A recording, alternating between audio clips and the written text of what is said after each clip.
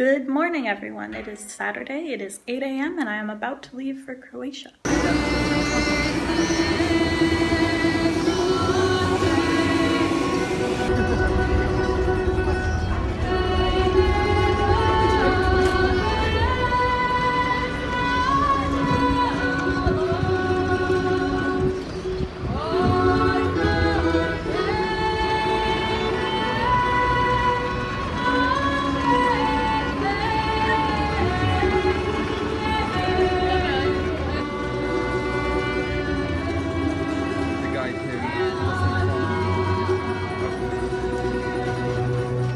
Welcome everybody to Dubrovnik. So far we have landed at the most gorgeously located airport I have ever been to and driven along a fantastic coastal road to get to the old city, which is where we are now.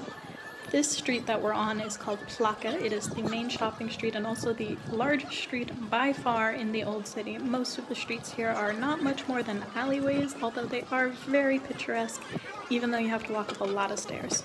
Getting a sense of deja vu right now. It's probably because you watch HBO's Game of Thrones. Since the second season, Dubrovnik has played King's Landing since it's a walled city on the sea. It's kind of perfect. We'll explore the walls and the Red Keep later, but if you want to experience it for yourself, don't worry, there's like 4 or 5 companies that offer Game of Thrones walking tours in the city.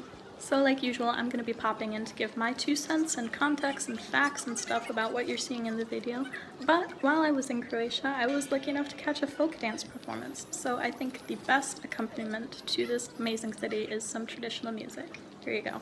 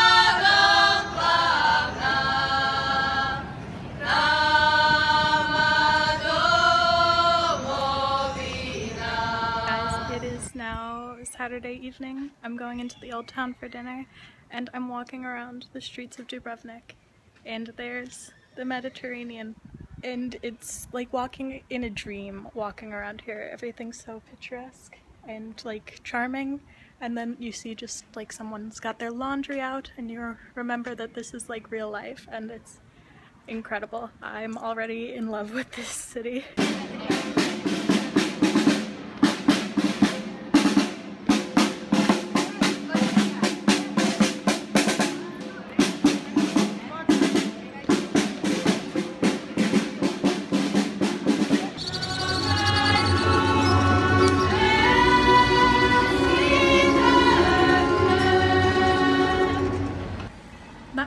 Is called Fort Lovrijenac. It was built in 3 months in the 11th century and successfully defended against the Venetians. Nowadays, it's mostly known for being the Red Keep in Game of Thrones.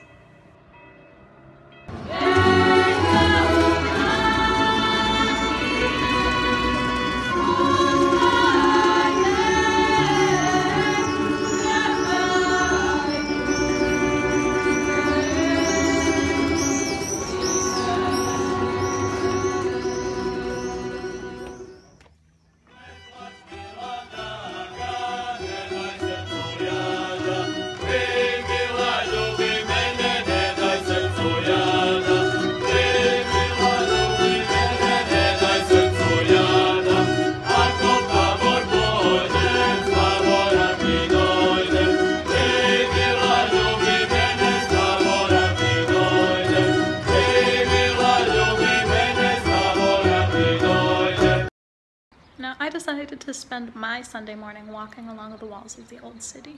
The Dubrovnik city walls have been considered some of the best examples of medieval fortification, since they were never breached during that time period. The walls remaining today were constructed mainly in the 12th through 17th centuries, and they run for about 6,000 feet and get to a height of about 82 feet at the highest.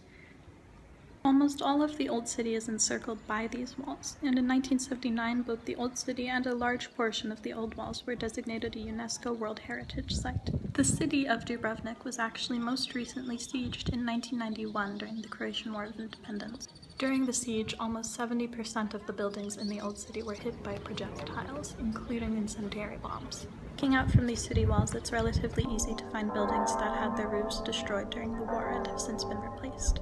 Be noted that the ancient city walls were actually more effective at resisting modern weaponry than contemporary elements in the city's periphery.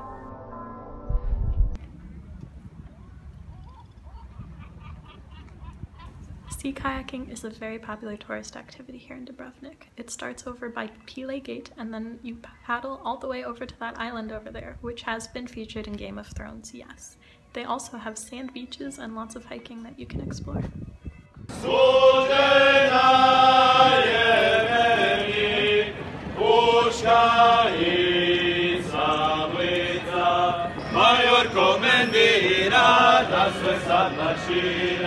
Ej, mila, ljubi mene, da se sad maršira.